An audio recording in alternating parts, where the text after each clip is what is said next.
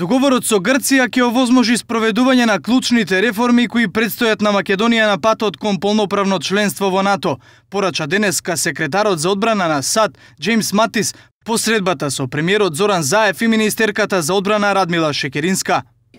Ви аплаудирам за вашите неуморни напори да го постигнете историскиот договор од Преспа со Грција.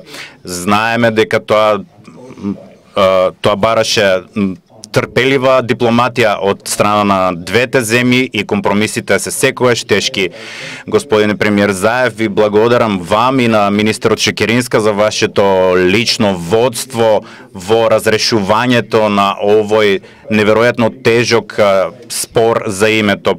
Договорот од Преспа ќе овозможи спроведување на клучните реформи во вашиот процес на пристапување кон НАТО и ви овозможува вам, нашите македонски пријатели, да одлучите за вашата собствена иднина.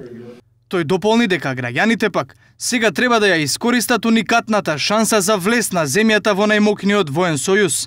Сега треба да се искористи демократската можност за да се оди во една нова едина, да ја цитирам канцеларката Меркел, како што гласате на референдум за да пристапите кон пристапување кон ЕУ. Ова е најважниот глас во историјата на вашата нација. Матис воедно истакна и дека учеството на Македонија во НАТО мисиите и донеле на државата меѓународна поддршка и почит.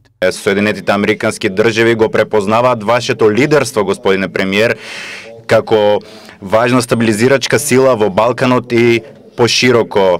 Вашата земја се покажа како одговорен партнер и важен придонесувач кон глобалниот мир и безбедност, служејќи во големи иницијативи. Премиерот Заев пак, заблагодарувајќи му се на Матис за посетата, рече дека неговото доаѓање е доказ за долгогодишното стратешко партнерство меѓу двете држави.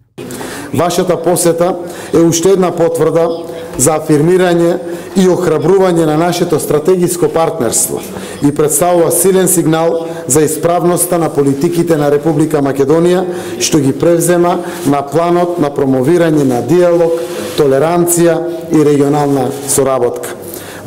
Премиерот нагласи дека поканата која Македонија ја доби во Брисел била охрабрување за поинтензивно владата да продолжи со реформите на Македонија за да стане полноправна членка. Коментирајќи ја посетата на Матис, министерката Шекеринска пак порача дека поддршката од Вашингтон била јасна и јавна, подкрепена со дела. Истата порака ја добивме и во мај годинава, кога се сретнавме во Вашингтон. Таа поддршка беше јавна, јасна и подкрепена со дела.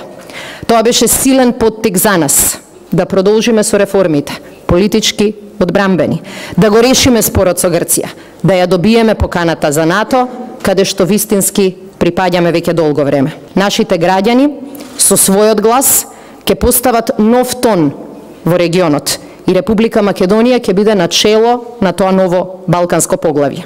По средбите во владата со Заев и Шекеринска, американскиот секретар денеска се среќава и со председателот Ѓорѓе Иванов. Посетата на Матис е продолжение на континуираната поддршка од меѓународната заедница, која во Македонија ги донесе меѓу другите и генералниот секретар на НАТО Јенс Столтенберг, како и германската канцеларка Ангела Меркел.